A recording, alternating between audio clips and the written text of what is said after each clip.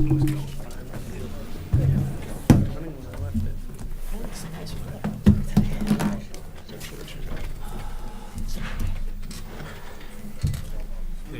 I'm gonna make. I think these microphones are on loud. It picked up a whole lot. And you have to turn it down. Such a nice full room. Welcome, everybody. It's nice to see faces. Will be for the first 5 minutes. Listen, I you think might these decide to say, it could be exciting. Mr. Chairman, the mics are super sensitive right now. They're picking up an awful lot. Feedback? No, but I can hear my voice from this distance, so I'm sure anything you say is gonna get picked up. How's that? Way loud. No, yeah, it's really loud. Yeah. How's that? Better.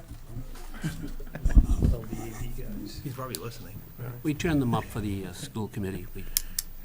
We're a quiet bunch. Yeah, very. Bashful. One would hope. Yeah.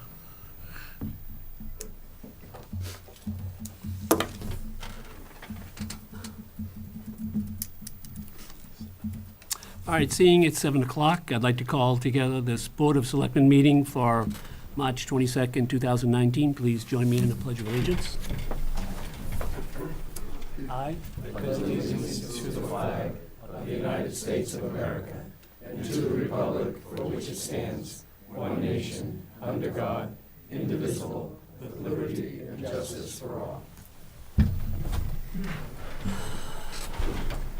right, this meeting is being televised by Chelmsford Telemedia and being recorded for later broadcast.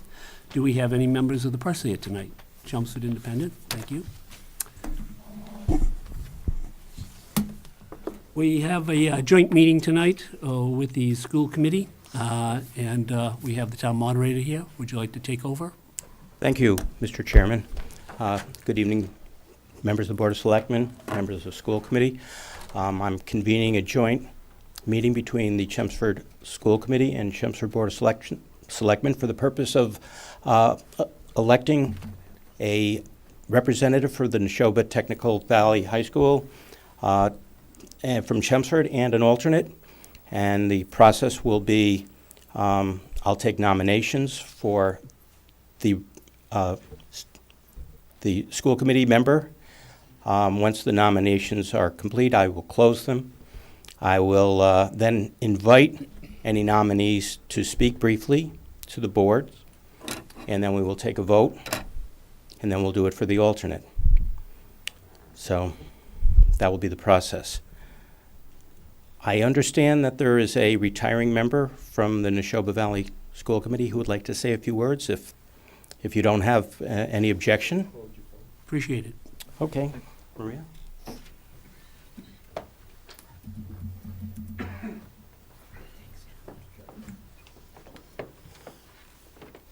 Hi, everyone.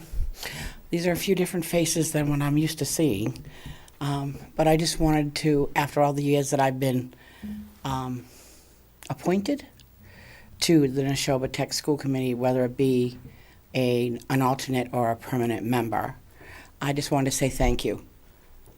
It's been a great ride. Unfortunately, life happens, and I'm going to have to retire. I already retired my commission for town meeting rep, so this was the last of my hurrahs. But you never know. Things may change. I may want to come back. So I may be retired, but I'm not gone. And I just wanted to say thank you, and I thank you for the support. Thank you. Well, thank you. Thank you.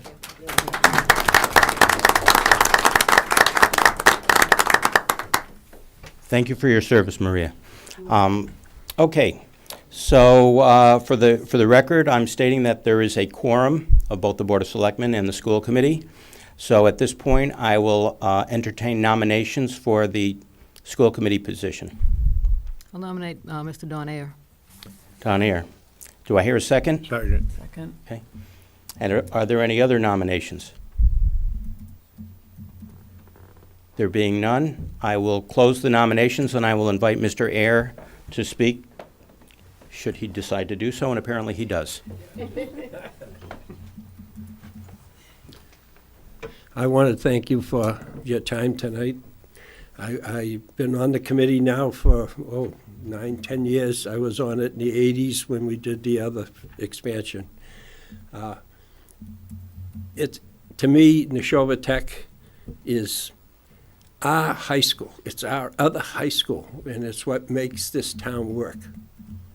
And I really appreciate everything that you've done in support of it, and I thank you. Thank you. Inasmuch as there's only one nominee, if no one has any objection, I will request that this vote be by acclamation, a voice vote. I will ask all in favor, then any opposed, then any abstentions. So all in favor of Don Ayer being reappointed to the Neshoba Valley Technical High School School Committee, please designate by saying aye. Aye. Any opposed? None. Any abstentions? Unanimous. Congratulations, Mr. Ayer. Thank you. And now I'd like to entertain nominations for the alternate school committee position that is now available. I'll nominate Sam Holton. We have a nomination for Mr. Samuel Polton. Do we have a second? Second. Sorry. Do I hear any other nominations? There being none, I will close the nominations, and I will invite Mr. Polton to speak, if he so desires. Bless you. Thank you very much, Mr. Moderator, and I would echo what Dawn said. I'd also say that it was a real pleasure to serve with Maria. I know she'll be missed, and hopefully I'll be able to fill her shoes. And it's been an honor to serve with Dawn also. I want to thank the Board of Selectmen. I was first selected in 1991 to serve at Neshoba. It was an honor to serve for 26 years, and it will be an even greater honor to return to Neshoba. It is our other high school, part of the Chelmsford Public Schools, and your continued support is much appreciated. I look forward to bringing you great reports, and I look forward to having you watch our kids, both the Chelmsford kids and the rest of the district students, not kids, but students. I also want to say that I was very impressed at the Chelmsford School Committee meeting last with our students. So that's why all of us serve. We serve for the students. And one more quickie, I noticed you're going to be speaking about elections, and I'm looking at a candidate. At the school committee meeting, we announced that we would be having a debate on Wednesday night. The Democratic Town Committee has decided to support the Republican Town Committee on Thursday, and we will all be in attendance on Thursday night, and it'll be broadcast live on 980 WCAP and Chelmsford Telemedia. So again, thank you very much, and I look forward to serving. Thank you. Thank you, Mr. Polton. Again, by acclamation, all in favor of the election of Samuel Polton to the alternate position of the Neshoba Valley Technical High School School Committee, please designate by saying aye. Aye. Any opposed? None. Any abstentions? Unanimous. Congratulations, Mr. Polton. Unless there's any other business that anyone wishes to bring to my attention, I will, Selectman Wojcik. Thank you.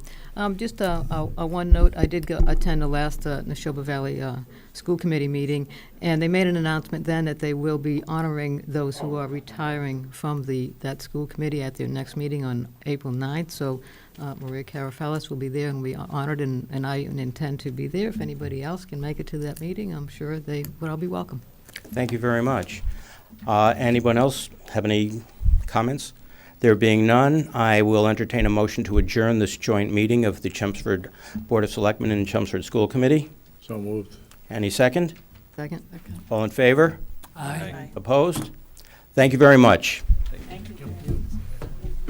Thanks.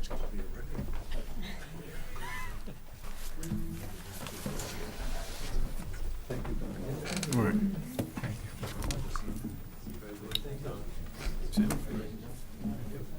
Congratulations. Oh, thank Thank you.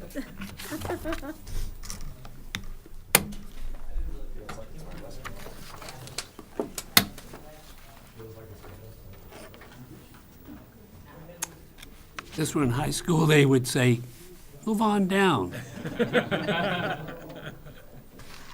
All right. Let's see. We have one public service announcement, and that's the annual town election on Tuesday. I don't think anyone here is going to, we don't have any guests. No. All right. But we hope that everyone gets out and vote. Again, there are two places. One is the middle school, the other is the senior center for two precincts. And we hope to have a big turnout, hopefully. Polls open at 7. 7 to 8. 7 to 8, they're open. Yep. We're not voting early this year, correct, Paul? That's correct. There's no early voting availability for town elections. We have some committee vacancies. Good open session Open first. session. Open session. Oh, we have open session first.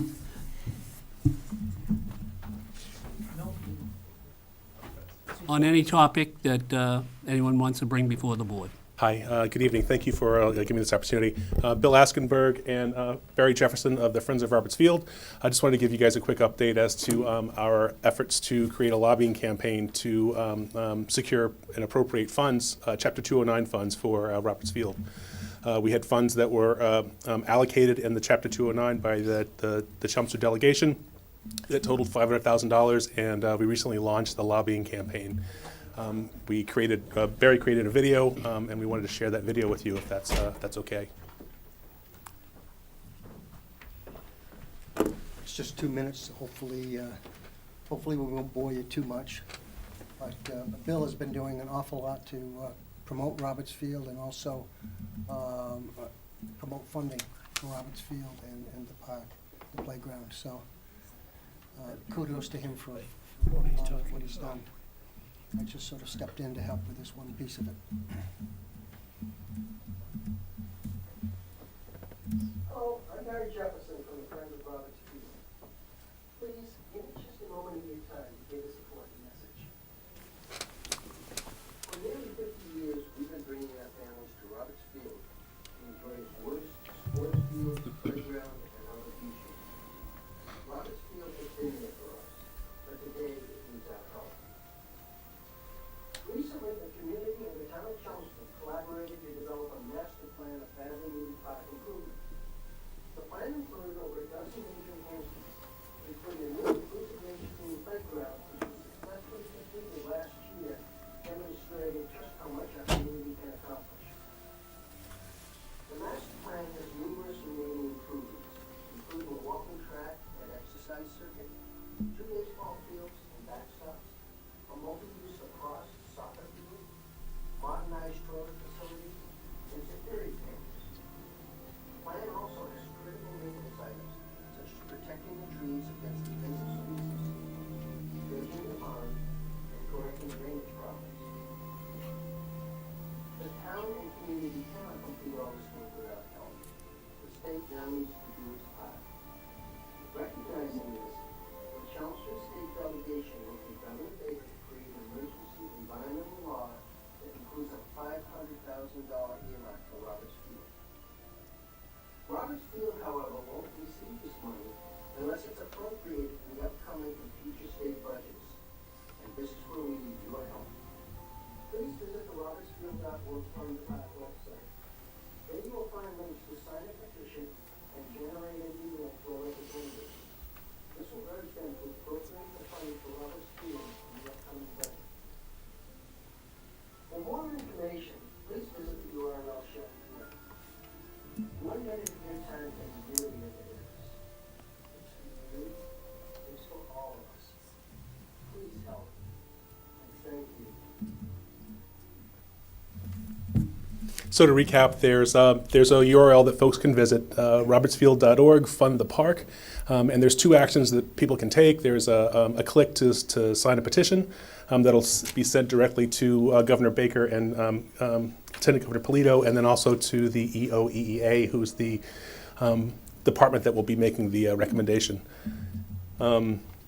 So I encourage people to take that action. And I want to also say that we've had pretty good support for this so far, and we've actually heard from Senator Barrett's office that they'll be trying to allocate $50,000 out of the general fund, separate from the Chapter 209 fund, to allocate to FY20 expenditures for Roberts Field. So I think we're making some headway, and we're excited for it, and we hope that you'll all participate in the petition and survey, and maybe consider sending a joint letter from the board if that's something within your purview. Yeah. Any We can questions? get that support from you folks, that would be great. All of you here, obviously. This is money coming back to the town from the state. If we can make it happen, it would be a wonderful thing. Any questions? The only thing is, no disrespect for your, who presented it, but, Gronk might be available on the cheap. Yeah. He's actually not as good looking as the guy that we got here. Yeah, I don't know about the beer spiking thing. Might not work out so well. So I don't know. We'll see about that. Thank you for all your efforts. Sure. I will say, I don't know if you got my note today. I went in, and I love it when you guys do this and it's easy. And literally with one click, it sets everything up for you. You hit the enter petition, it enters you everything, and your petition submitted. Then it brought you to send the email, which there was I think it's a colon's missing on that email because it brought the two names together. Right. But once you separate them out, it literally took 30 seconds to do it. So if you're got a chance to go to the website, you can sign the petition and submit letters, and it didn't even take me 3 minutes. Right. Who did the integration with the click and so forth? Who did that work? It was a joint effort. We all kind of worked on it. And I paid my $4. Nice. Too late to buy a brick? It is not too late to buy a brick, and thank you very much for asking. So our brick sale is hot and heavy now, as I hope you've all seen our signs out around town. It's going to be for sale. The 4x8 bricks are available, 3 lines of text, 20 characters each, and they're $100. And the funds will go to, obviously, back to Friendship Park. And just one note of another benefit is that the funds will actually pay down some of the funds that were the CPA funds that were going to be used for the playground. So it actually is it's a 2-for-1 to benefit the town. It benefits Friendship Park and it benefits the CPA fund as well. Thank you. So thanks for asking. Thank you. Thank you. Anyone else like to speak tonight?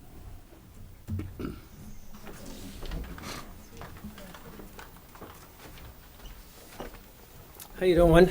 John Wojcik, 80 Littleton Road. And if I may approach, I have some papers. Thank you. Thanks. Thank you.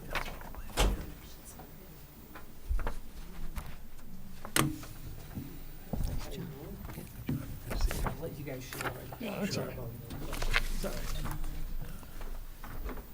It's kind of a continuation from 2 weeks ago about traffic.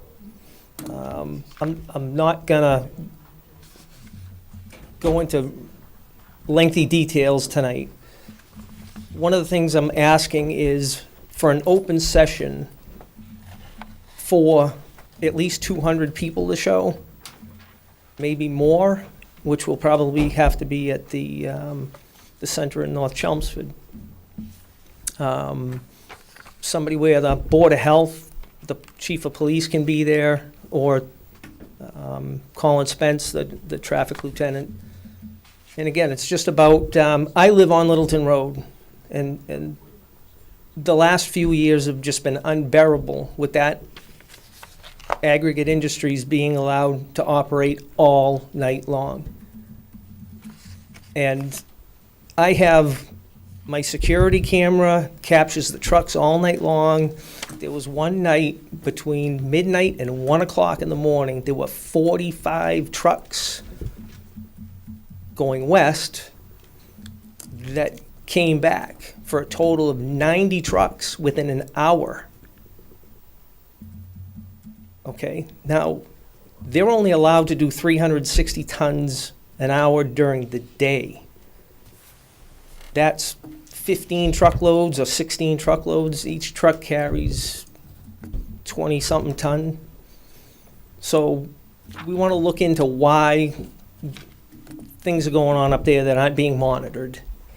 You know, all we're asking is they operate within whatever their license is supposed to be. Now, they're not supposed to be running all night long. Now, this town, back in 2008, when they wanted to expand, there was an ordinance in place that anything that had to be done after 11 o'clock, if it was going to be done, the trucks had to leave and go westbound on 110 up towards Westford, because that's the commercial zone, not taking a left turn and coming through the center of Chelmsford, going through all residential zone. So we want that looked into, and why everything's getting whitewashed away now. Everybody's forgetting, I know every time I talk with somebody at the police department, they all know. And the other things that go on up there, the grinding and milling of materials has blossomed over the last few years. And although they're supposed to be doing the grinding and the milling there, it's only supposed to be on a small scale. But one of the problems is that's in a wetlands area there. So they're not supposed to be doing it at all. And why is it being done is another question that needs to be looked into. And I outlined everything in the pamphlet, so I don't have to stand here tonight and just keep going on and on and on. But it's all to do with health, and not just me, and not just that I can't sleep at night, and all my neighbors can't sleep at night. It's a health problem for the town. If there's a gigantic drive up there, please drive up there tomorrow or in another month. That pile's not going to go away. Well, by the Massachusetts laws, which I gave you all the laws, it is not supposed to be left there. They process it and use it immediately. It's not to be stored. It causes cancer. You can eat off of the ground, you can eat off of asphalt, and it's not going to do anything to you. But once you grind it and you get that fine particulate, which they do up there, it causes cancer. Not maybe or, only in California. It causes cancer.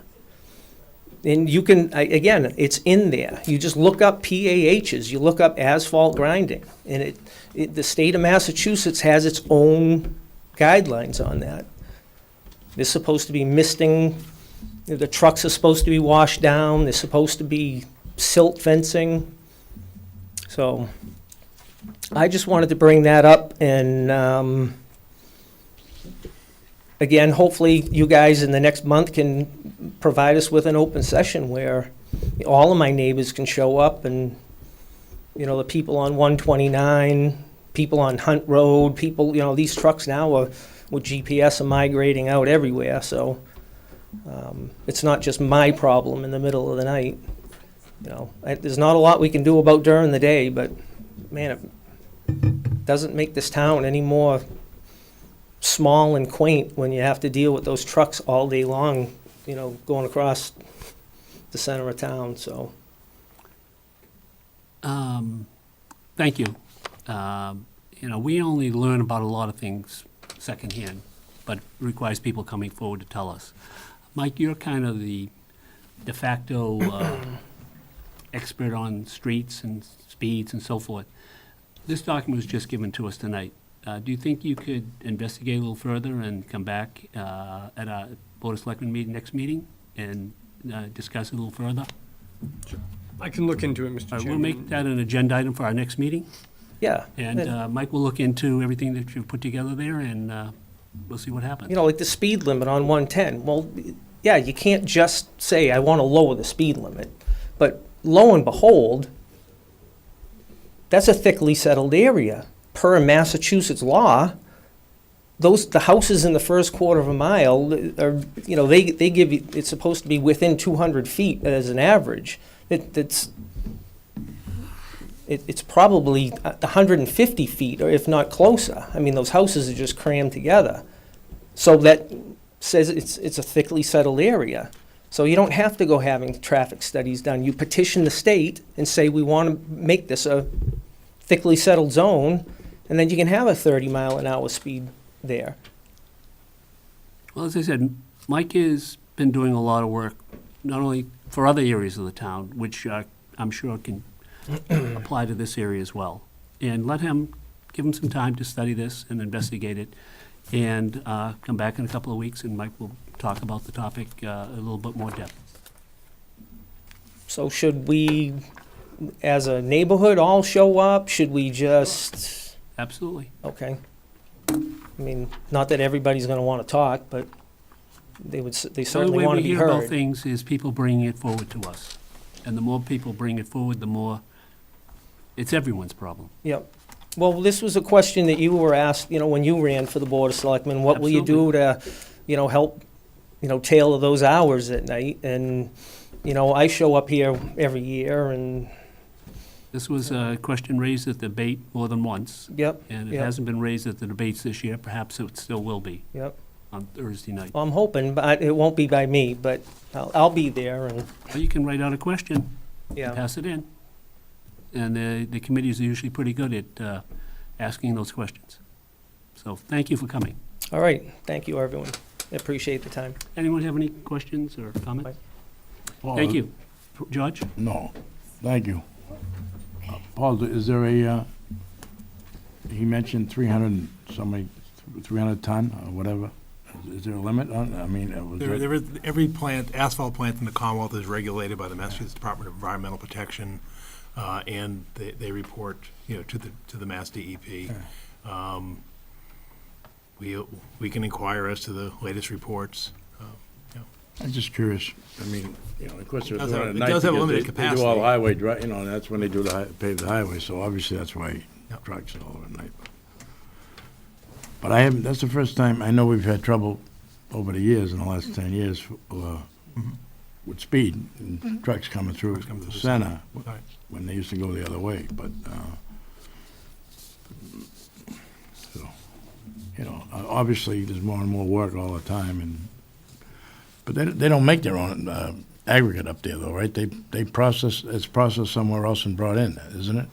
No, it's all of the above, but one of their goals was to convert that plant into doing a grade of asphalt. This had all started at that 2008 meeting, and I might need to be corrected, but they wanted to use the reclaimed asphalt as the main part of the new asphalt that goes down on the highways. And that's why, it's not in here, but I see the trucks. I can name every single truck that goes by, but why is the city of Somerville bringing their ground-up junky asphalt here to Chelmsford and not to Saugus, Peabody, Waltham, any other aggregate site far closer? Well, they'll probably pay more money for it, yeah. that's I was why. visiting a friend at Spalding. I got behind a truck in Boston. I looked at the truck, I got his license plate number, and I'm like, I know he's going to Chelmsford. Now, this is He's been here every year. This is right down in Charlestown. And sure enough, I'm at home, standing there on my porch, and that guy goes by. Why is material coming out of the Boston area coming to Chelmsford to be processed? Well, Why, maybe why Mike aren't, can- Mike will look into it again Yeah. and come up with some ideas about it. you Thank you again for bringing it forward. you're welcome. Thank you. Thanks. Anyone else like to speak tonight?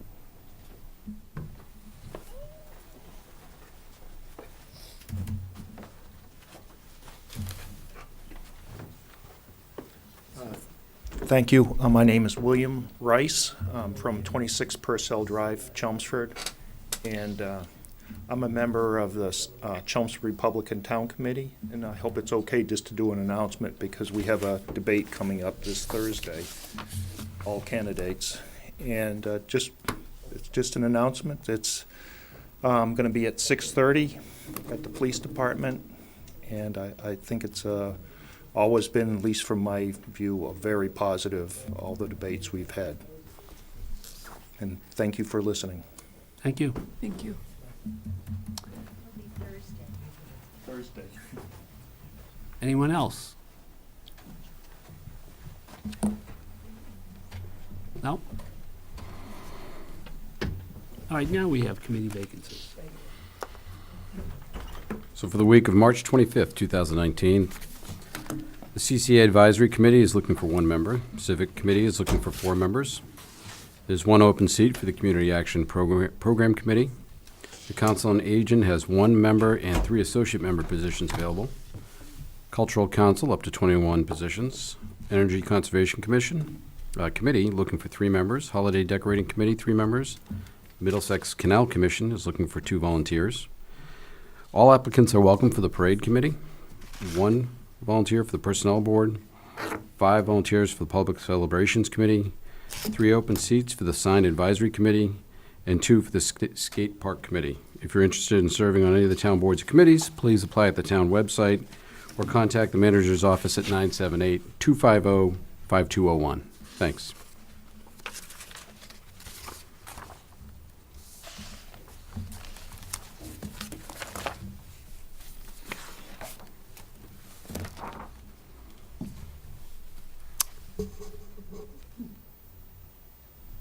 All right, we have some licenses tonight. The first is a change of officers, directors, and a change of the manager for the All Alcoholic Beverages Club, Chelmsford Elks. Is anyone here from the Elks tonight?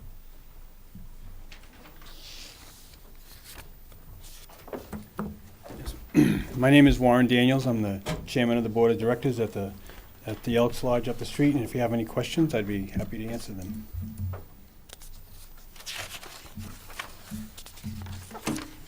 So you're just having a new manager? Yes. Is this someone who was there already, or someone you're bringing in? We brought in somebody, she's been here for a little while now, and she came from the Radisson up the street. She was the function manager there, so she's been doing an excellent job for us recently, so we want to make it all efficient. And is this a full-time position or part-time? Yes, it's a full-time position, paid position. Anyone have any questions? I don't think there's ever been any violations. Anyone ever heard of any?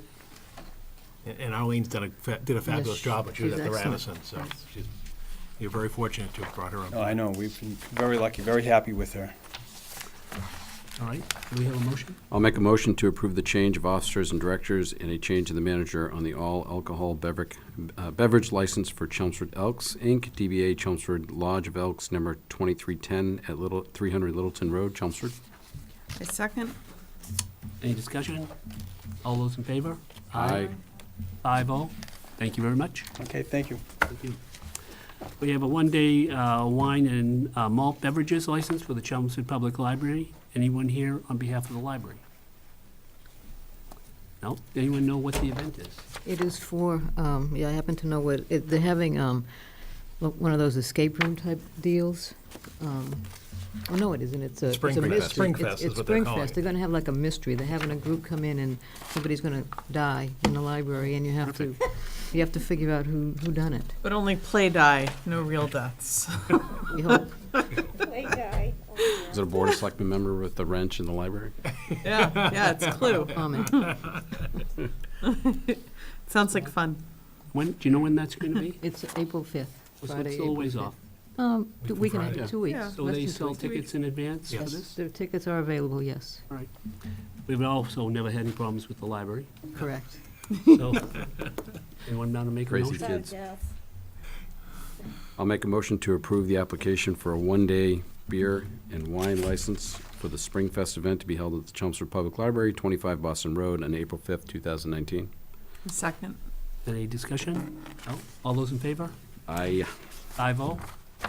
And the last one is a one-day wine and malt beverage license for Huntington Disease Society of America. The event's going to be at the Chelmsford Senior Center.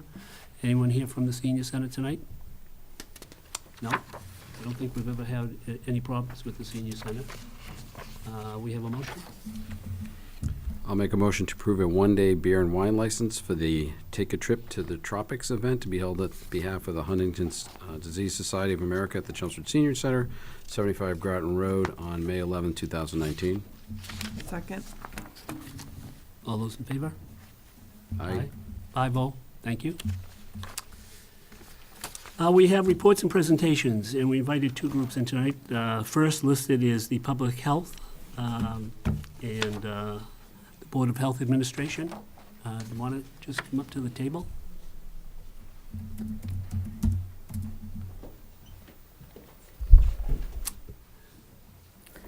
Thought I was going to be able to do this without my glasses, but I don't think so. Okay. My name I'll is put mine Sue. on. We'll match. My name is Sue Roser. I'm the health director at the Board of Health here in Chelmsford. And I was asked here tonight to go over the structure and the role of the Board of Health, because I think a lot of people in town don't really understand what we do and how we work. Well, that's why we invited you.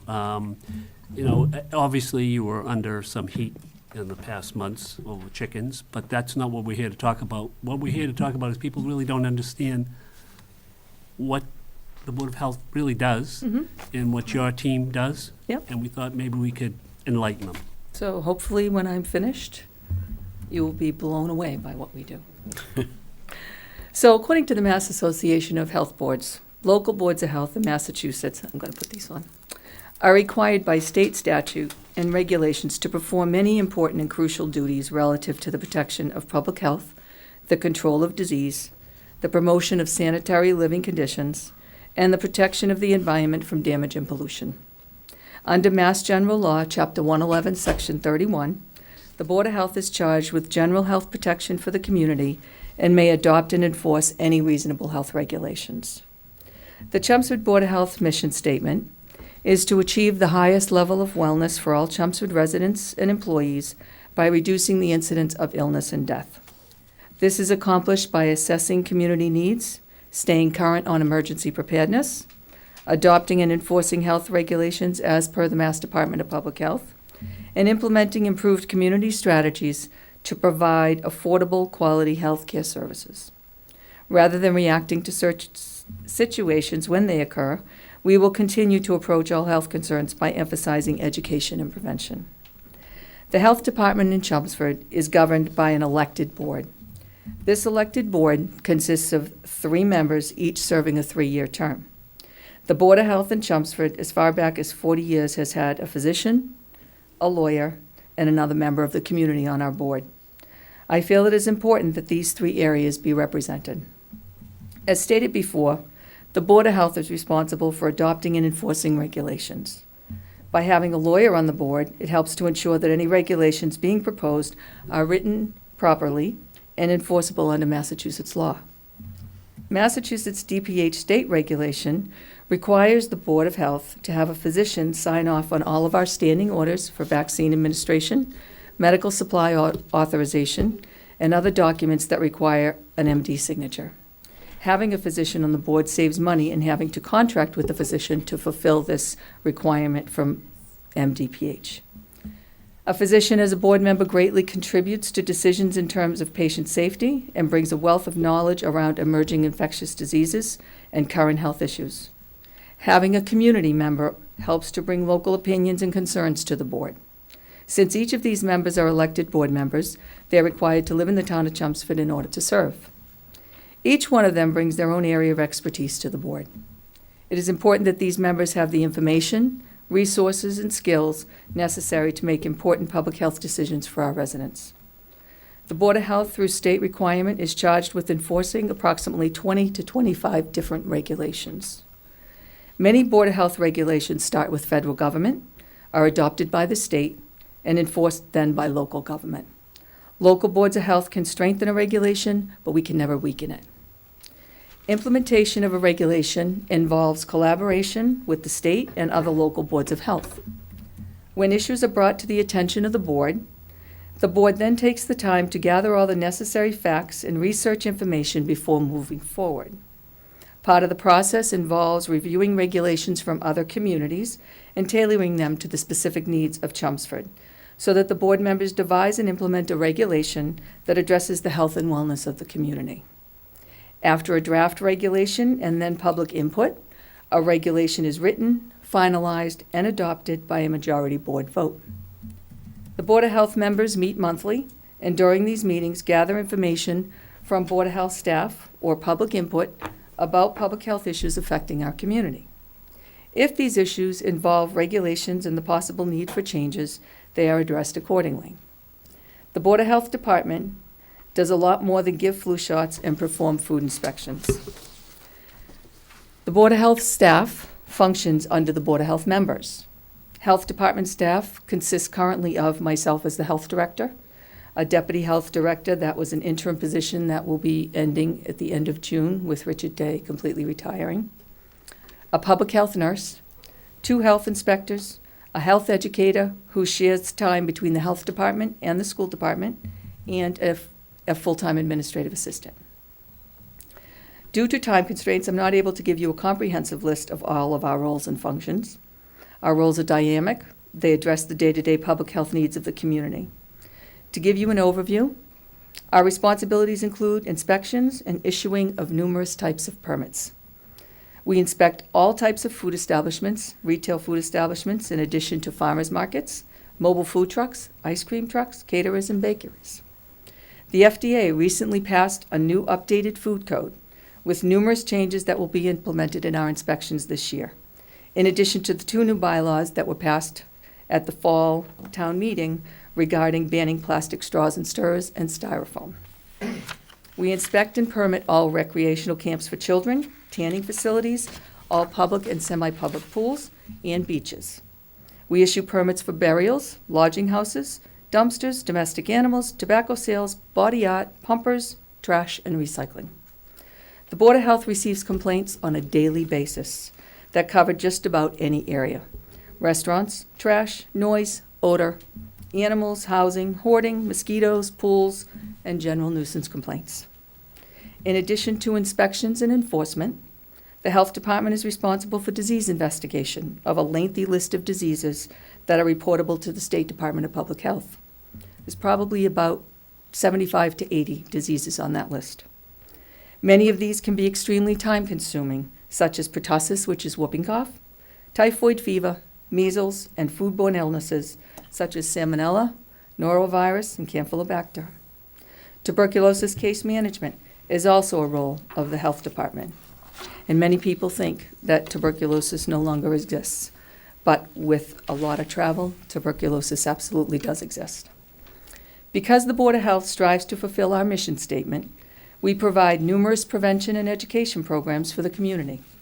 To name just a few, there's a monthly blood pressure screening, cholesterol and blood sugar screenings 3 to 4 times a year, a library series of programs that run from September through April with a different topic every month, and a walking group that runs from May through September, the 1st and 3rd Thursday of the month, and each time the groups meet, a different health topic is discussed.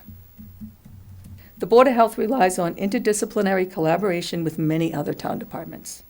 We provide programs in collaboration with the Police Department on substance use disorder and in working with the DA Task Force. The School Department is a constant partner as we provide programs for students and parents on current public health issues. We have been providing opioid and substance use awareness prevention programs in collaboration with the schools since 2009. We collaborate with the Council on Aging and the library for prevention education programs. Conservation, planning, and the Animal Control Office are others we work closely with. We collaborate with the Building Department on permits, sign-offs, and numerous complaints. Trinity Ambulance, the Medical Reserve Corps, and the Fire Department work closely with the Board of Health on CPR and first aid training. Stop the Bleed programs have been taught to all town departments and most recently to all DPW workers, and that program is going to be expanded. Emergency preparedness is another vital role as the Board of Health works collaboratively with Emergency Management, the Region 3C Emergency Preparedness Coalition, Lowell General Hospital, and our Disabilities Commission. To successfully fulfill all of these obligations, staff members must maintain specific licenses and certifications to remain current on all codes, enforcement, and public health issues. Through membership and active participation in state organizations, and by obtaining required continuing education credits, Board of Health staff remain up to date on current issues. As a department, we must be prepared and knowledgeable on state and local regulations and the current public health issues that are impacting our community. The Board of Health uses the motto, prevent, promote, and protect. We prevent disease through events like vaccine clinics. We promote health through programs such as our free blood pressure clinics. And we protect our community through inspections and enforcement of health and safety codes and regulations. Thank you. think we need to Now, give what do you a you do, big Sue? raise. Thank you. Most people have no idea. Well, that's why we asked you to come, because we So- don't have any idea, Right. at least I don't, and I thought you need to get the word out. And I could have done well over an hour presentation on everything that we do. We've got a wonderful staff. Everybody works hard to try to protect the community. So on any given day, we do the best that we can. If you find a violation, you have the right, as probably the strongest board in the town, to shut any business down you find is out of, Out of compliance, yes. We are the absolute strongest board in the town. so you could shut down a restaurant or whatever. So as we're doing our investigations, if we find violations, they're cited. Most places are given the opportunity to fix it within, depending on what the violation is, there's a time frame. And then usually we go back out. So unfortunately, there's never really just one inspection. Right. It's always, it's very rare that everybody is 100% all of the time. So it involves multiple inspections. If you find something a little wrong, you give them a little warning, tell them you'll be back in a few days and see if it's cleaned up, and Exactly. great. Thank you. Thank you. I have some questions.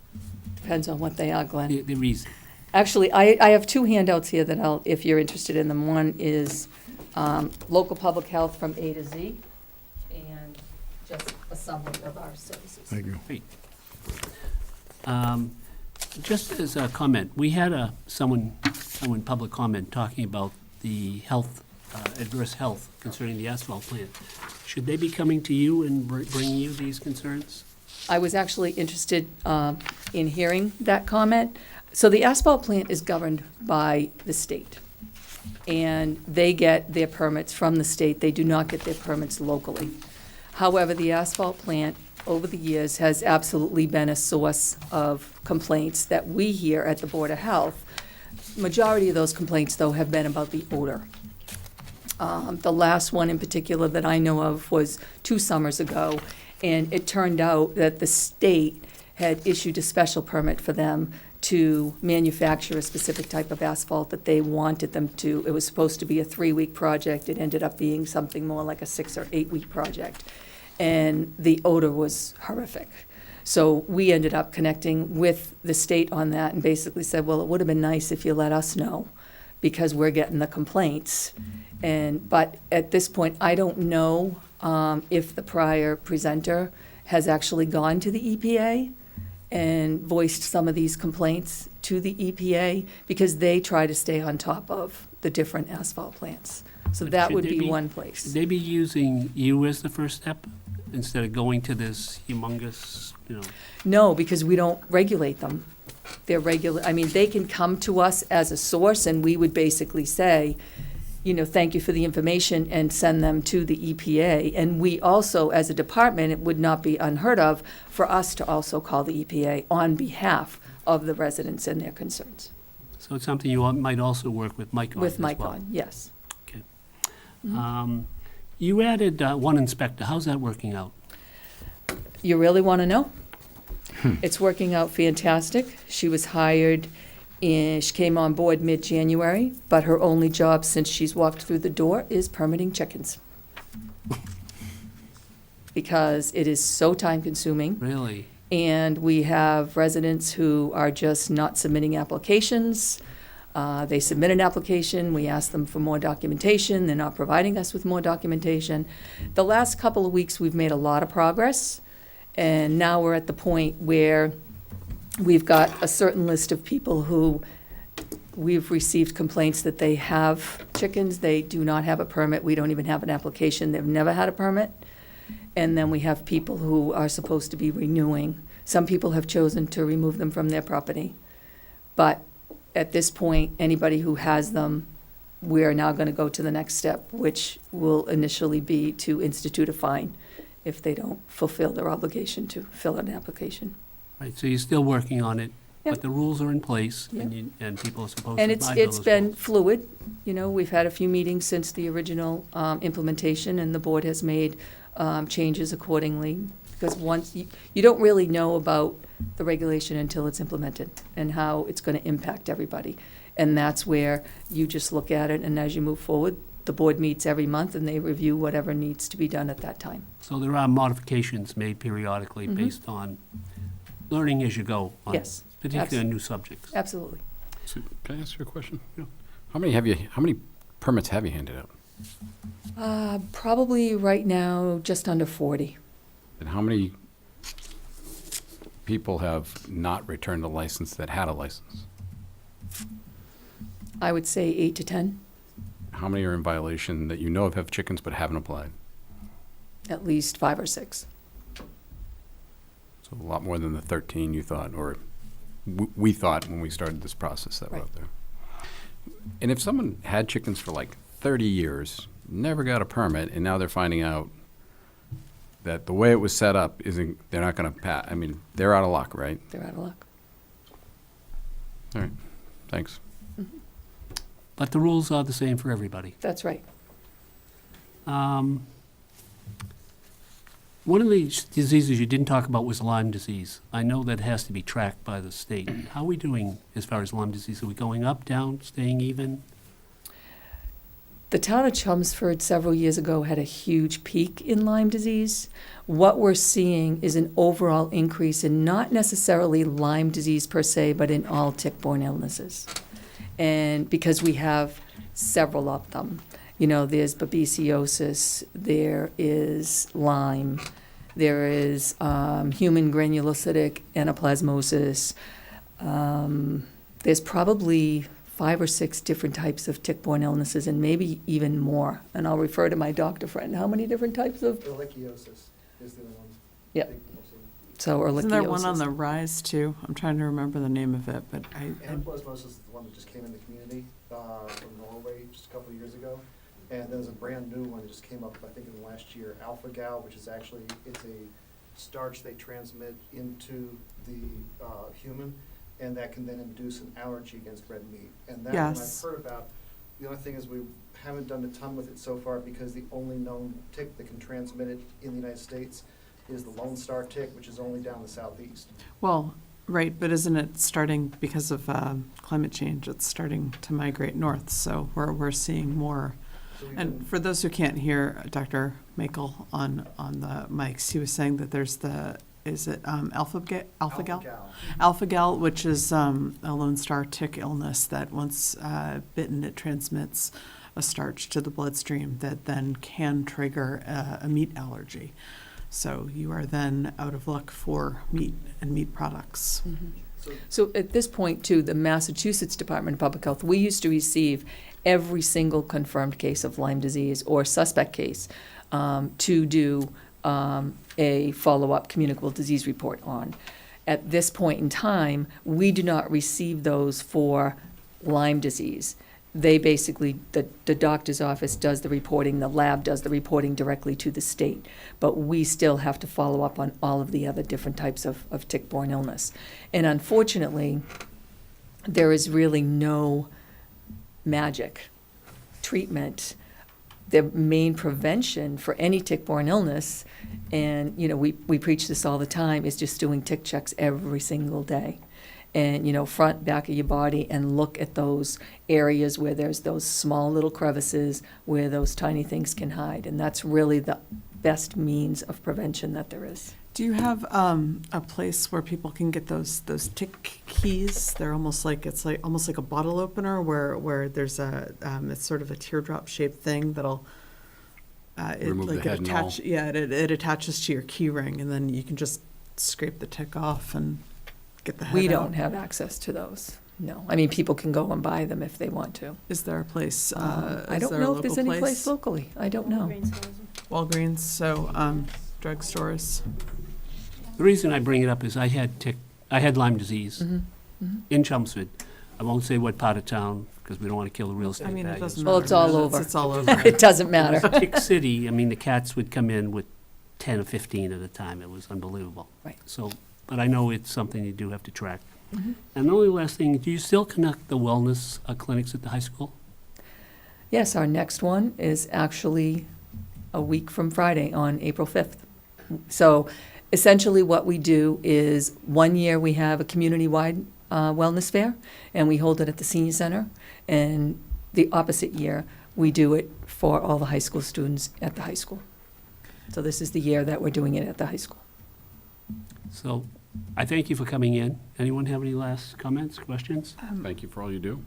Thank you. I do. I have some questions, and I also want to thank you for all you do, because I know how much boards of health actually do. I've been to a couple of workshops where they've discussed things, but so I'm wondering how you do community outreach and advertise the services you provide, because I know there have been a couple of situations where I have gotten something that came across my email as a Board of Selectmen, and then random conversations. I'm one of those people who, if I hear something, I will jump in. I'll be like, oh, hey, I heard you talking about, in this case, it was a couple of, around one of the flu shot clinics. And I was like, wait, the Board of Health is having one.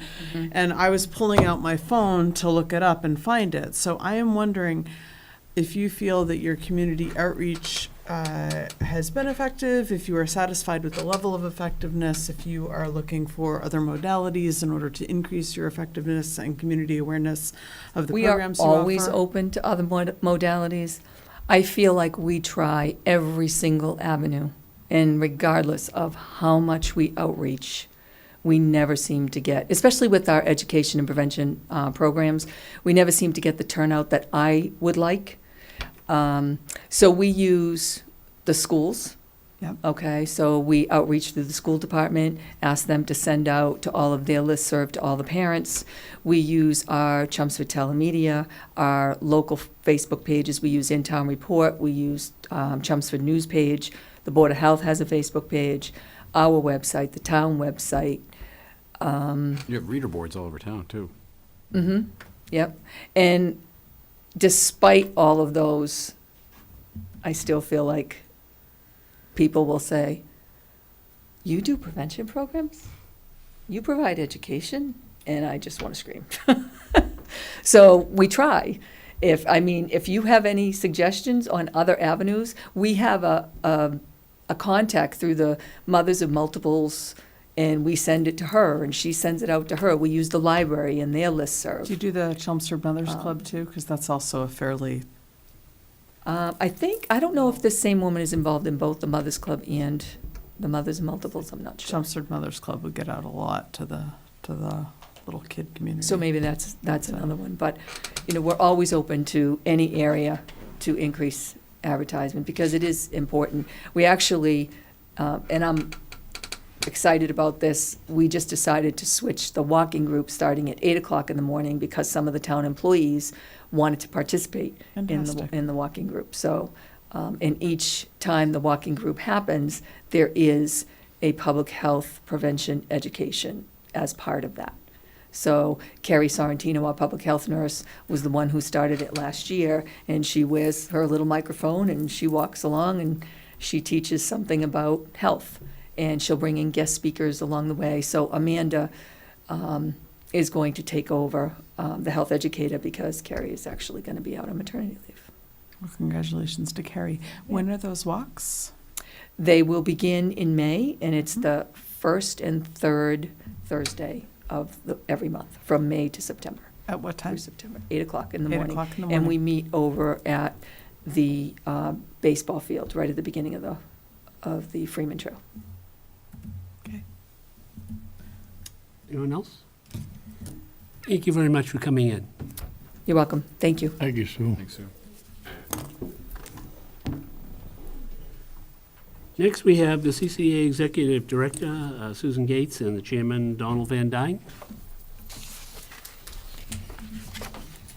Thank you very much. Thank you. While Susan's passing that out, I'll go ahead and start. I want to thank Chairman Diggs for inviting us in this evening and the members of the Board of Selectmen.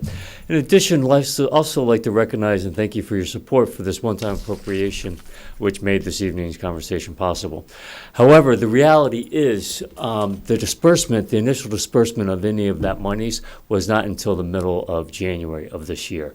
So I really do not have much data to provide with you now. However, what I can tell you is that with that money, we've been able to hire a part-time technical and house manager. So one individual that's wearing multiple hats within the organization. As you know, we're all volunteer-based, so this is the only personnel that we have at the CCA. He handles house manager, so that's day-to-day issues along with Susan. He supports Susan, and also handling the tech needs of the CCA, being the audio as well as, what's that? Lighting. So as far as the audio goes, the development committee of the CCA has made a commitment to increasing our sound system. So we upgraded our sound system, which meant all the money that came in came through our development efforts. To date, we've raised over $10,000 to put towards this new sound system, which was installed over last week, and we premiered it this weekend with Chris Trapper, which was our initial program on Friday evening. It's important to recognize, as Susan's going to mention, I'm talking about past and present. Susan's going to talk about the future, and we certainly would like to come back and talk to you again about how that money is being used. In a couple months, once we have some data that we can share with you. There's been a great effort at the CCA to diversify programming.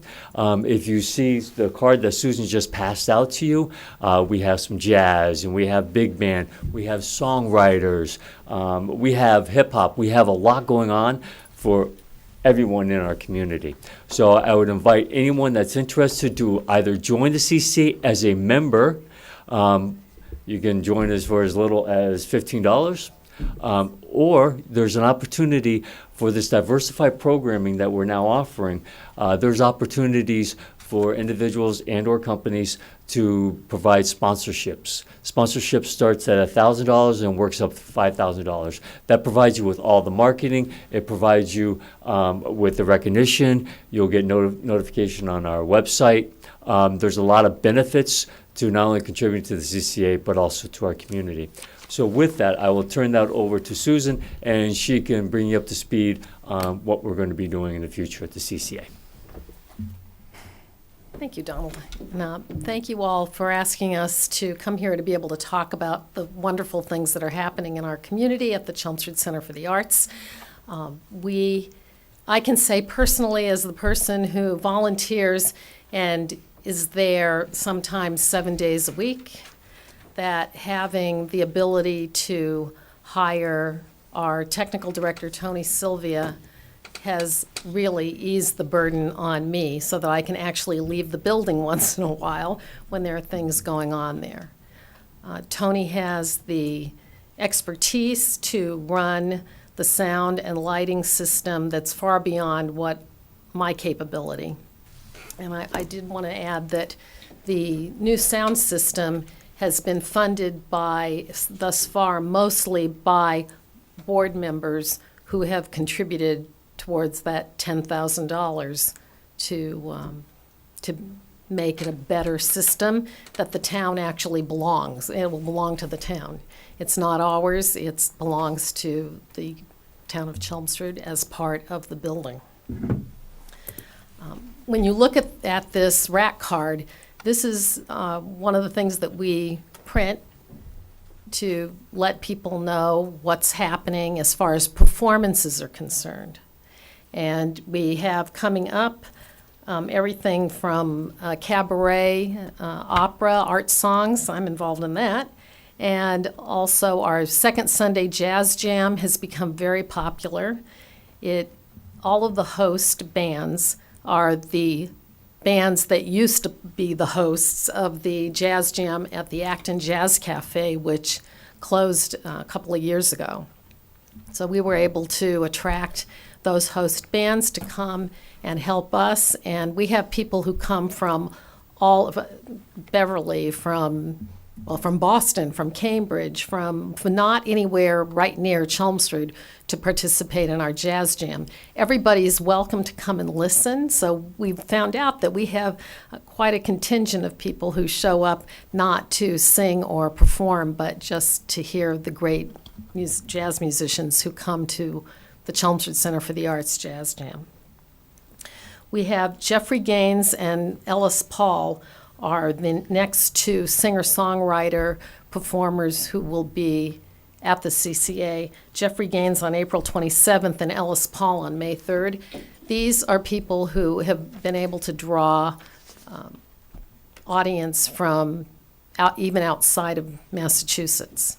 So we're very happy that we've been able to book them to come to the CCA. On May 4th, the Chelmsford Jazz Ensemble has a concert, and Jay Daly is the person who is one of the main trumpeters with the Boston Pops. He's very well known in the pops and jazz community, and he will be their guest artist. I won't run through everything that's on this card, but I think you can see that we even have Jimmy Tingle coming. That's a benefit, June 15th. And we have the Hal McIntyre Orchestra also. So all of these things wouldn't be possible, honestly, without having the technical support that we were allowed to, we could hire with the money that was appropriated for us this past October. We can't, I personally cannot keep up. I can't run 75 shows a year by myself, and especially as a volunteer. So we needed the technical director, and we're working on marketing and things like that also. But this has been kind of a lifesaver, I'm saying personally. I went away for a week and a half, and I didn't really have to worry because there were boots on the ground who could handle all the things that go on, not just with programming, but we have many, many organizations, including 3 children's or young people's theater groups that need assistance sometimes. And we also have, this is a big announcement, the Boston Children's Chorus is running a program at the CCA.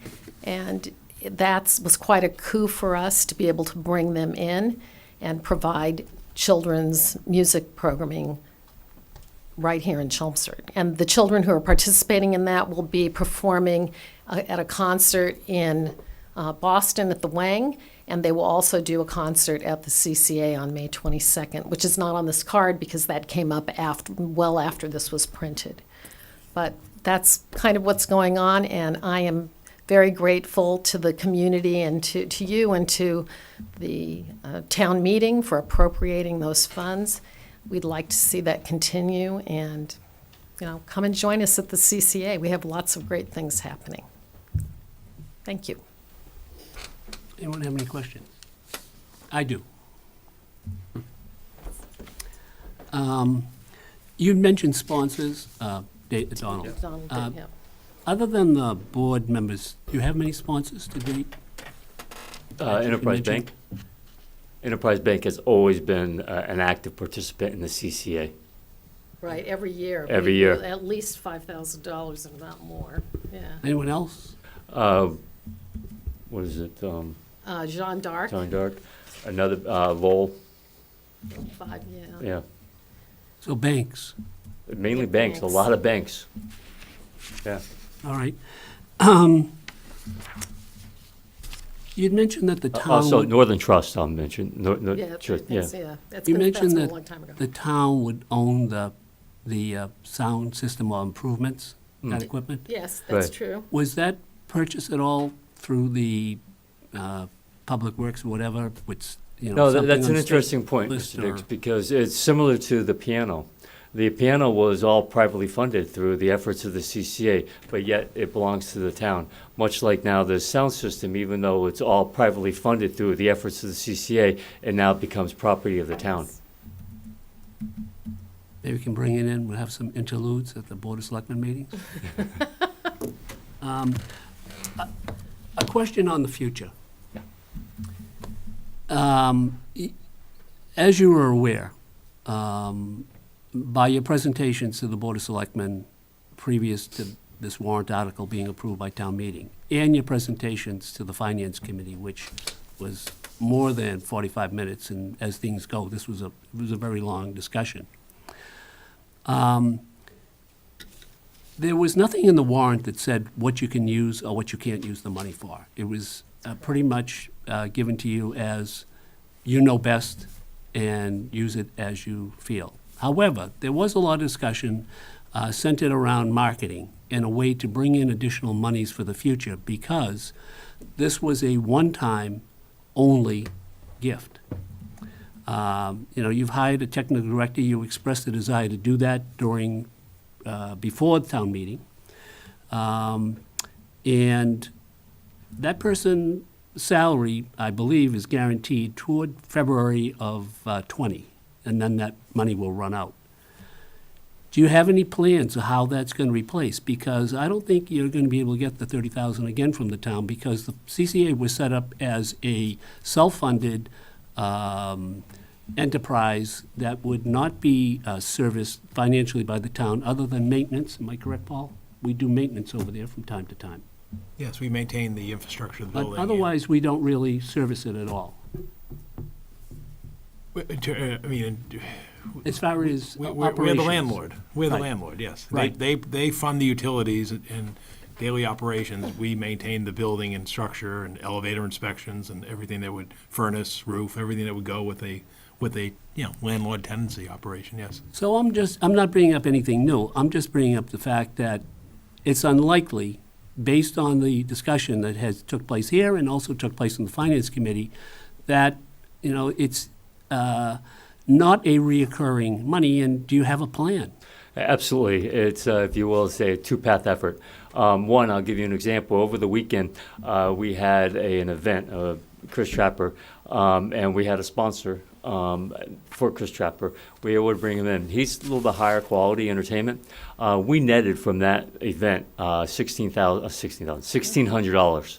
So you start compiling that money together with all the other events we have and the efforts of development, much like how we get a membership, how we get sponsorship, and we rely on citizens and corporate donors like yourself to contribute to the CCA. Well, you do that every year, and that's part Absolutely. of your operating budget. Absolutely. Yep. So, And but we what- picked it up. We picked it up, and we're really beefing up our development. And as Susan mentioned, we've diversified our programming, which, as we saw this weekend, nets out $1,600, which Well, is a good take for an evening. I'm just pointing out that we had hoped that you would spend some of the monies. You said it's early in the game. Yeah. We To, just started. to answer your question The about that. commitment, the commitment on the salary for the employee will take all the $30,000. Sure. To answer that question, as I mentioned in my presentation piece, Tony wears multiple hats. Tony's extremely talented and has a deep skill set. Not only is he house manager, but also tech director. He also has marketing background. So as you walk into the CCA, you see that we do have a video there. Tony puts that together for us. Tony and Susan work on putting together messaging for the CCA. So Tony is much more than a technical director. He also crosses over into the marketing efforts as well as a CCA. That's true. So I hope he has the money, I hope you can generate the money to have him continue, because it's unlikely the town, I can't speak for the town, that will be decided by the next board. But it was talked about lengthily during both the finance meeting and here, that it is a one-time. It was hard to get through town, you're correct when you said that. The town was very generous, and we hope that you have a plan. Yep, we do have a plan, and we're good with that. But, as you've mentioned, and the CCA is a great asset to the town of Chelmsford, and not only through operational receipts, but also we rely on residents, citizens, and donors like yourself. So if you can share that with anyone and everyone and let them know there's always membership and sponsorships opportunities, that would be a great value to the CCA. Anyone else have any questions, comments? Thank you for coming in I tonight. actually have something to say about all of this. Sure. I realized that more than a decade ago, when we started the whole idea of having a Chelmsford Center for the Arts came up, that the plan was that it would be totally run by volunteers, and that seemed reasonable a decade ago when I asked the town manager, how much does it cost to run the building? I was told, and this was true back then, $22,000 a year for everything, to run the whole building. And that is no longer true. So that means the money that we do bring in ends up going for, let's see, I just gave Paul to let him see the latest electric bill because we have electric heat, and it was $2,600 and change for 1 month. We've had bills as high as $9,000. That's for 1 month. So to try to say that over the course of 10 years that you're holding anybody to what you did 10 years ago based on the economics of that time just doesn't, I mean, that's not real. I'm saying it's not realistic, and that this is not a separate organization. We act on behalf of the town. The town manager appoints me and all the rest of the people who are on the board, on the committee.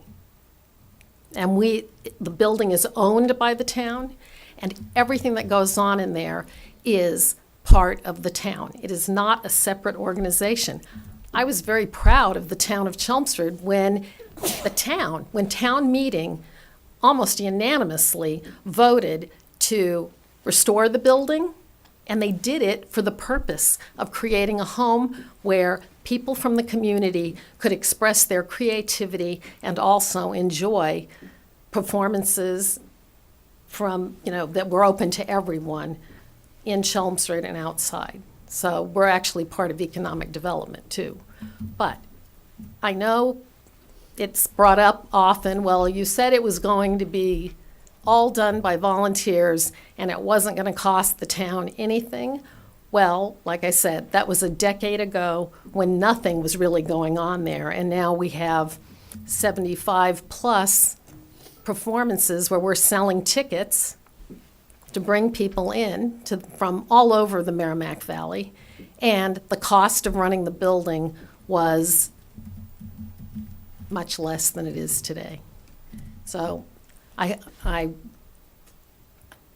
it was my impression that when we went before the Finance Committee, that it was a one-time, I admit, they said one time, because that wasn't the budget, that was from, that was a one-time thing from the free cash, in essence. And we know we can't keep going after that. We know that's not possible. But if people want what we do there to continue, there is a cost to it. And I can tell you, I have worked very hard to make this go. We have a $98,000 Steinway that's kind of the Maserati of instruments that people know about from all throughout New England. They know about our piano and want to perform here. That $98,000 did not come from town funds. The new sound system did not come from town funds. So, and there are many other things like that. Those are kind of the big, shiny things that we've done. But that's it, and I think it's something that we're not going to solve today, but I've certainly dedicated a decade here for the community. It's not a private enterprise. It is for the people in our town. And I appreciate the support we've had up till now. You mentioned Beverly. You mentioned you got a performer from Beverly. And at the workshop I went to in January for town officials, the mayor of Beverly was there among a couple of other presenters. And it was a workshop on bringing people to the streets, and it was rooftops and roads and getting people to stay in the downtown areas and spend money and bring in crowds. And the thing they all did was focus on performance and the arts and music. And this is what brings people in. And when you can come together, and Beverly made a point of building up its theaters and investing in its arts. New Bedford did the same thing. Now, New Bedford's a port city, so that's a different realm. But Beverly is a small city, and Chelmsford is on that tipping point. And when you look at where the investments happen, it's building up the rooftops, it's making sure that you've got living quarters downtown so people are there. So I think that the condos coming in around the corner here are going to be big. I think that when we can redo, is it the Oddfellows building, Paul? So when the Oddfellows building, when that gets something there, when we actually have people living downtown, all of a sudden that forces the economic boom. You don't bring shops in and then have people come in. You see that fail in Rentham with the outlets. That didn't cause, it's the backwards model. You need to bring people in, and then when people come in, the shops come in. And when you have arts, when you have the performances, when you have the music, when you have the art shows, when you do things like interesting festivals downtown. And I know with the way our downtown is set up, this would be very tricky. Beverly has 2 main streets, so they will shut down one and have a festival on that street and route the traffic differently. So that's a little tricky with our intersection here going on. But there are ways to have downtown street festivals and bring performers in. And what they have found consistently by the data is that the weeks before and after those sorts of festivals, people show up and spend more downtown. And if you do it on off weekends where you're not anticipating anything, the summers are dead.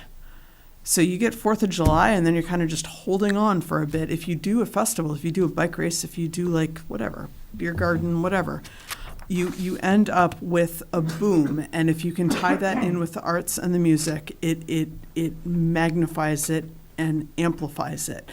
And those are the things that they have found that are successful economic drivers and successful predictors of economic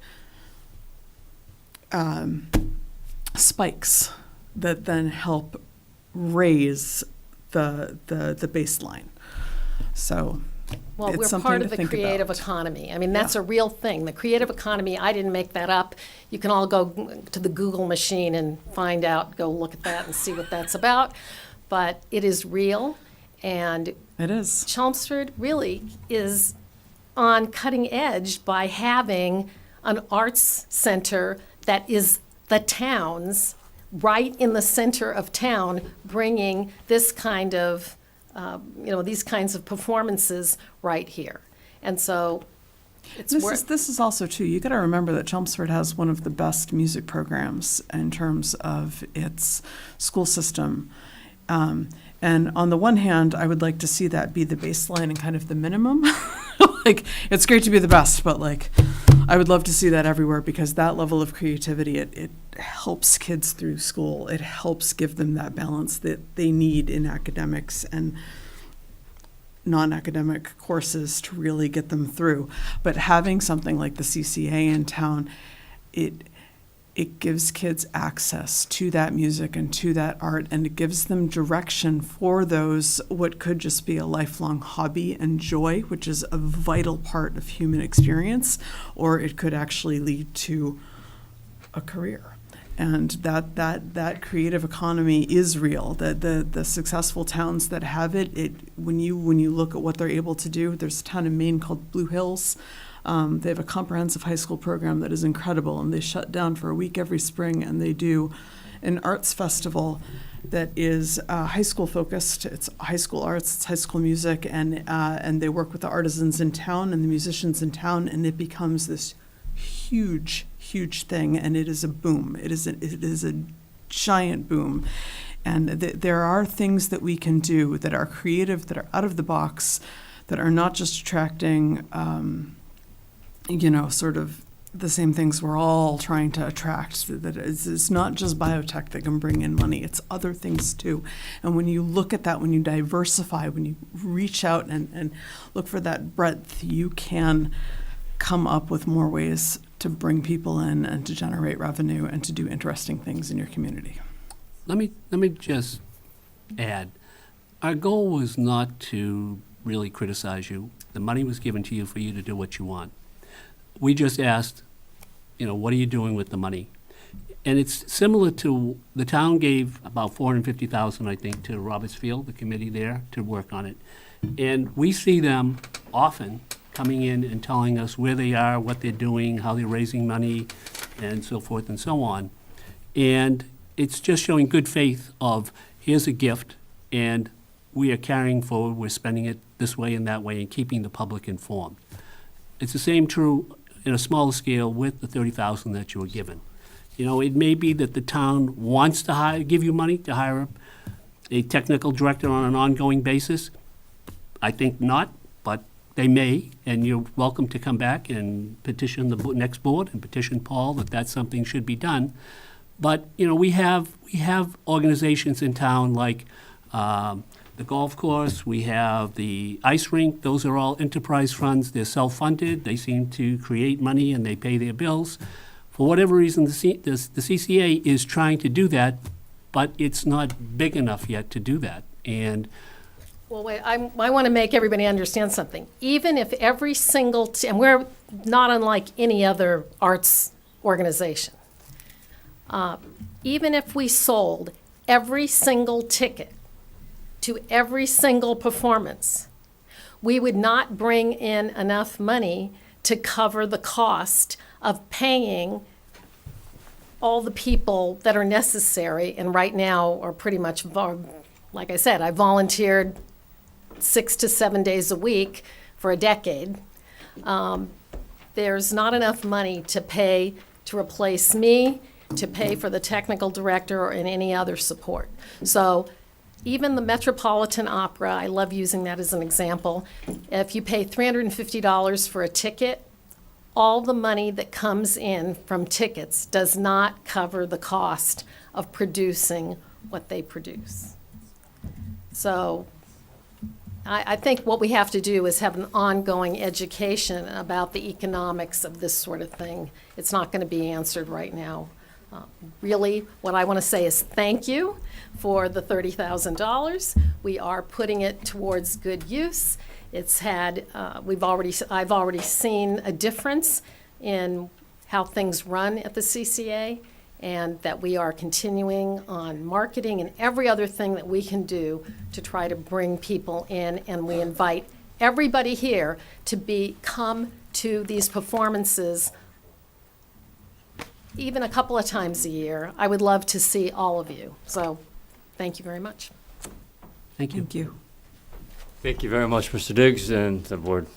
And hopefully, if you would like us to come back, we'll come back anytime. Thank you. Thank you.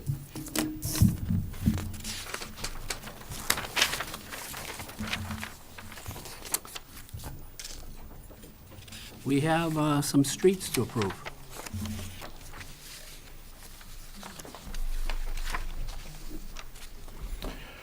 Good evening. Kind of the annual rite of spring here. You see me stand up here for street acceptances. So this year, I bring forward 5 streets total, 4 of which fall in kind of the program we started a couple of years ago of cleaning up streets that have been around for a while just to get the paperwork squared away for whatever reason. Paperwork was never completed, never passed in, or whatever the case may be. And one of the streets is a subdivision that was actually scheduled for acceptance last year, but was not ready, that one being Alyssa Way. So they got everything squared away at this point. So what I asked the board for tonight is the initial step in this process. I know most of the members probably get it at this point. The board announces their intent to accept the street, forwards a letter over to planning board. I will then go to planning board in a few weeks. If planning board has no issue with the streets, I then come back to the board for final sign off, and then the final step in the process is town meeting approval. So with that, the streets, Alyssa Way, Fay Street, Galloway Road, up in Hitchin Post, Hall Road there over off of Boston Road, and Mission Road up in North Chelmsford. Just a question, all the streets that you brought forward tonight and previously. Have they all been paved streets? Yes. They're just kind of making it official and Yeah, changing again, them to whatever's needed? It's, for whatever reason, going through all the Old Town Meeting documents, all the documents we have from the Highway Department and Engineering Division, clerk's records, everything like that. The streets that have been in existence in town, either for whatever reason, like I say, didn't go to town meeting, didn't get signatures, got lost in the shuffle, whatever the case may be. So we show them as unaccepted. So again, it gets into the whole Chapter 90 formula and all that stuff. You know, and I don't want to go on for 4 hours on that. So as we clean them up, I submit them to DOT. They get added into our road inventory, so we get credited with more miles. How many more to go? So far with the program, including the 4 tonight, there'll be 14 that we have completed this will be the 3rd year. There's 21 left, but of the 21, they're all tiny. They're all 1/10 of a mile and under kind of thing. There's one Maple Road up by the Byham School that's a little bit longer, but the rest of them are all short streets, some up around Crystal Lake, things like that. Anyone have any questions? Do you have a motion? We try to do this in one. Yeah, you can do it. We've swoop done here. that in the past, yeah. Yep. I move the Board of Selectmen vote its intention to lay out the following streets as shown on the street in the plans that are attached to each, and then they will be forwarded, the proposed layouts shown on each of these plans, to the Planning Board for its comments and recommendations pursuant to general law, Mass General Law, Chapter 41, Section 811, and the streets to follow are Alyssa Way, Faith Street, Galloway Road, Mission Road, and Hall Road. I second. Any discussion? All those in favor? Aye. 5-0. Thank you, Steve. Thank you. How's that for one swipe? Good job. We have a bid award tonight? Yeah, Mr. Chairman, Christina Papalopoulos, our town engineer, is here to speak to you on the stormwater assessment plan. So she's put a lot of work in. You have her memo, and just have her just sort of bring you and the community up to date and where we are with this project. The good news that we're in budget too, which is great news. Good evening. I'm Christina Papadopoulos, town engineer. So at the beginning of the year, we put forward an RFP seeking proposals from qualified professional consulting firms to develop a stormwater master plan. The objective was to provide a comprehensive master plan to protect the town's assets and natural resources through proactive stormwater management. The final master plan will provide the town with a better overall understanding of the condition of its existing stormwater infrastructure, develop a town-wide plan to manage and maintain that infrastructure, meet regulatory obligations, and develop a stormwater management funding strategy to optimize the Stormwater Enterprise Fund. The process was new to me. However, at the beginning of the year, we submitted we requested the RFPs, and proposals came back. They were due January 30th. We received a total of 8 proposals. Through the lengthy process of reviewing each proposal, we selected 6 consulting firms which we felt were most qualified, that we wanted to hear more from. So we asked 6 companies to come forward and give us presentations, so we kind of interviewed them. Of those 6, 3 stood out to be the top. Out of those 3, I requested additional information from 2 of them. I asked for samples of master plans that they've done regionally, so I could kind of get a feel to what their work would look like and what Chelmsford's vision would be and how well it would match. And of that, we did finally select Weston and Sampson. And once they were selected, we opened the bid proposals in Paul's office. We had budgeted $300,000 for this project, and Weston and Sampson came in at $254,300. Pretty good. Yeah. So we'd seek your confirmation of this bid award so we can get going on this process. Yes. When do they expect to finish the assessment? Any idea? So this project will take about a year. About a year. They will collect all the data, we'll go over it, we'll decide what exactly our scope is. I'll work very closely with them, and they will perform some inspections on various places in town, and then they will develop a comprehensive report, which will be due in a year. Christina, you have a series at the library of talks that can help residents understand this better, don't you? There's Right. one tomorrow and then in a couple of weeks? Yeah, so tomorrow night at the at the library, they have this program called React, and it's to engage the public, to serve the community. And tomorrow there's a presentation from I believe it's the Merrimack River Watershed. They're doing a Stormwater 101. It sounds like their focus is on rain gardens and things that people can do within their yards to help promote cleaner water. Then I'm doing a presentation April 9th at 7 p.m. at the library, where it's going to focus a little bit more on what to do with your yard waste, what to do with your leaves, pet waste removal, and I'm promoting the storm drain stenciling program that we have to get people, together with their neighbors and do things like that. So, if anybody wants to come. Paul, do you expect that the storm drain issue is really kind of something new? Mm-hmm. Do you think that would be addressed in the next, when the update of the master plan is done, that stormwater will have to be part of that? I think it's incorporated into the zoning bylaws, so I think it already is into that in terms of the regulations. I think what we heard when we did the vulnerability study is we're probably looking at an enhancement of the bylaw. So I think the short answer is yes. They will probably have new bylaws coming in the next year or so as part of the whole effort of sustainability and addressing the challenges that are before us. So yes. Okay. Any questions? Do we have a motion? I'll make a motion to grant confirmation of the bid award? Yes. For the Stormwater Management Master Plan Consulting Firm bid to. Second. Any further discussion? Sampson. All those in favor? Aye. Aye. 5-0. Thank you. Okay, thank you.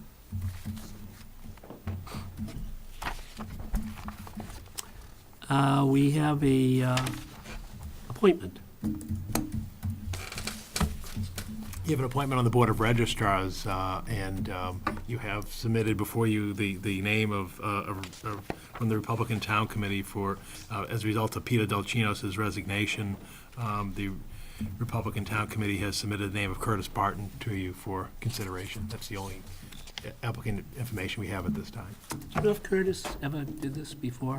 I know he's been involved in the town. He's been involved, very active in the community, but I don't recall him being a Yeah, last registrar. thing I think he was on No. was the 101 Mill Road. Right. But he's- yeah. I know he's done other things, but I didn't know if he had done this one or not. Have a motion? We make a motion to approve Curtis Barton to serve as the registrar for the remainder of the term previously held by Peter Delchinos. And that is, what's that, this, For an unexpired 3-year term ending Oh, on June sorry. 30th, 2019. Yep, for an unexpired 3-year term ending June 30th, 2019. Second. Any discussion? No? All those in favor? Aye. Aye. 5-0. We have some town manager appointments. Yeah, for seeking your confirmation, we have the Inspector of Animals appointments that under the state regulations expire on April 30th. So seeking a confirmation to appoint Eric Merrill and Mike Cianci in that, Mark Cianci, in that position for a term ending April 30th, 2020. And I'm also seeking a confirmation to appoint Jennifer Hardy to the Parade Committee for a term expiring July 31st, 2019. That would be in sync with all the other members of the Parade Committee. Your motion? I'll make a motion to approve Eric Merrill for a 1-year term expiring April 30th, 2020 as animal inspector. Mark Cianci for a 1-year term expiring April 30th, 2020 animal inspector. And Jen Harney for a 1-year term expiring July 31st, 2019 as parade committee. Any further discussion? No? All those in favor? Aye. 5-0. Thank you. We have some minutes.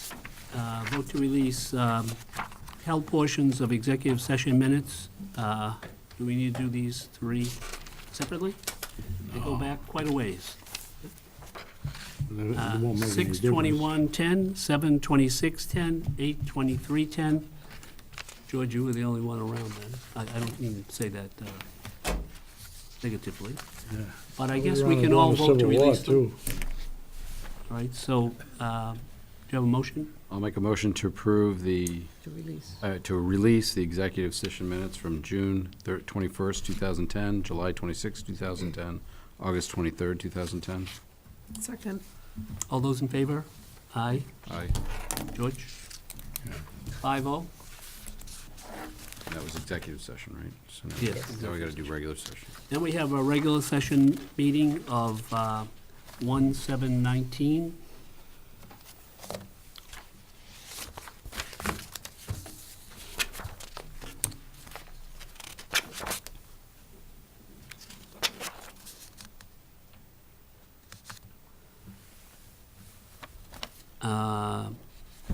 Do we have a motion? I'll make a motion to approve the Board of Selectmen regular session minutes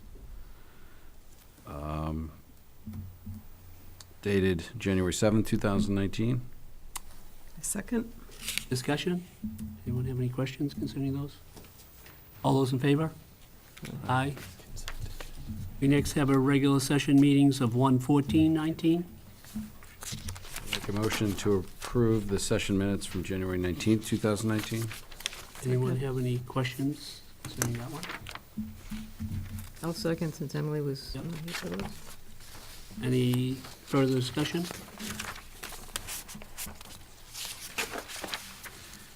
All those in favor? Aye. 5-0. Next, we have regular session minutes from 1/28/19. I'll make a motion to approve the regular session minutes from January 28th, 2019. Second. Any questions concerning it? All those in favor? Aye. Aye. Next, we have regular session meetings from 2/25. I'll make a motion to approve the regular session meeting minutes from February 25th, 2019. Second. Any discussion? All those in favor? Aye. Aye. Aye. 5-0. Next, we have an executive session minutes from 3/11/19.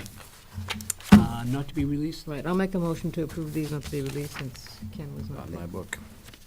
I'll second. All those in favor? Aye. Aye. We have liaison reports. Pat, anything?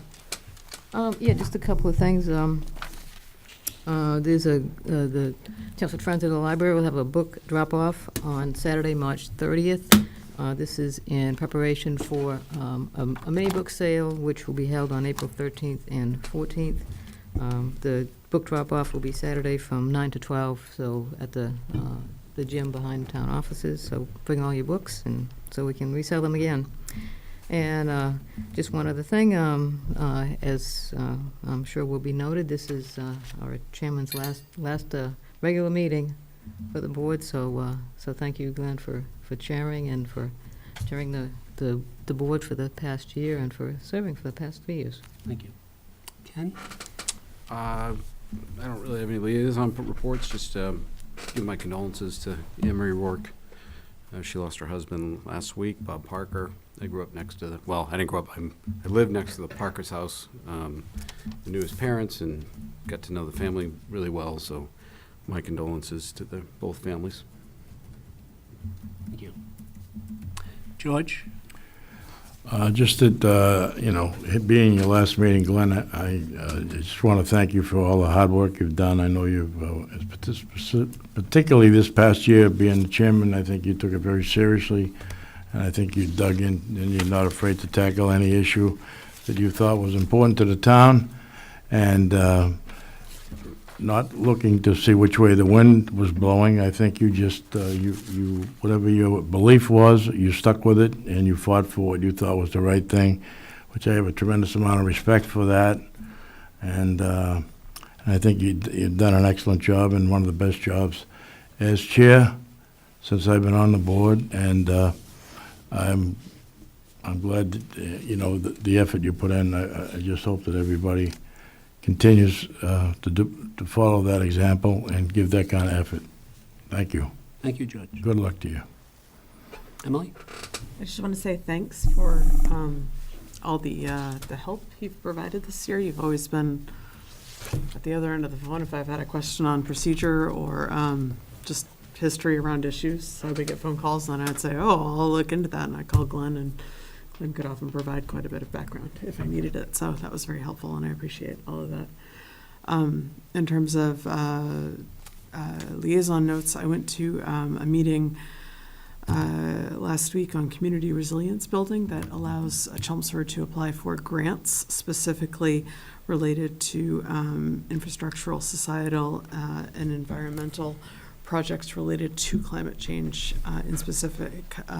So we ID'd hazards, strengths, risks, and vulnerabilities, and ways to mitigate hazards. And we came up with some projects and ideas that we could apply for grant funding for things like a generator for the library, which would be used as a cooling station in the summer or a place to warm up in the winter in the event of power failures or extreme heat events where people might not have air conditioning in their homes. There were a couple of other things that we were looking into. Culverts came up where you've got floodplains that are more in danger now, or dam projects that might be affected by climate change.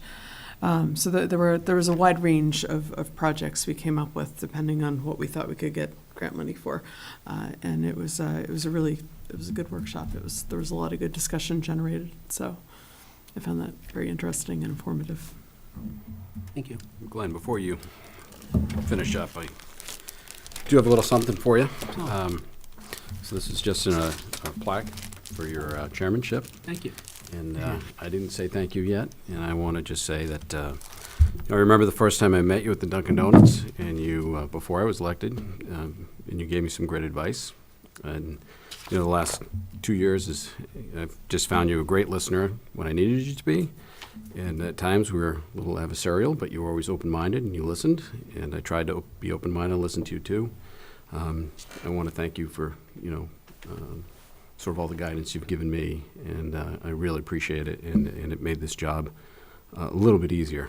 And your knowledge was very helpful. Thank you. Thank you.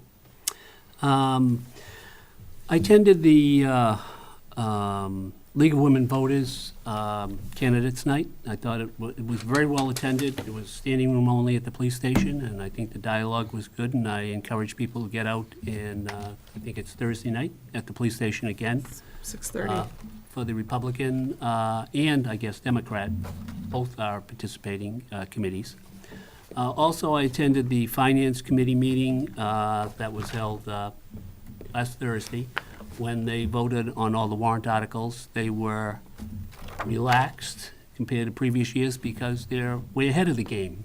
Usually it's at the last minute and they're trying to get their book out, but this year they wrapped things up early and it seems to be right on plan. And just as a heads up, they feel that the biggest contested article will be the 129 drive-throughs, as far as what they think town meeting will be talking a lot about. Just as a final wrap-up, I want to thank all the members of the present board, members of the boards that I've been part of, also Bob Joyce and Laura Merrill for helping me. I've tried to be ecumenical in everything that I did. I tried not to not address any topic that the town felt was an important one. I tried to give ample thought and consideration to anyone who wanted to come before the board and express their opinions on anything. I'm sure that the new board will have a great year, and what the challenges ahead will be, no one exactly knows at this point, but I'm sure there will be, because there is every year. And so I just want to say thank you. And thank you to the town manager for also being a participant in the whole process. And thank you, Paul. And also thank you, Mike. You're now anointed as the guru on roads, noise, and whatever. And thank you. Any press questions tonight? Thank you. Next regular meeting is April 8th, which will be after the election, and we'll have a new board, and we look forward to that. And I hope everyone gets out and vote. We hope to have a great turnout, and I hope the weather is great. Thank you. I'll make a motion to adjourn. Second. All those in favor? Aye. Aye. Thank you. 5-0.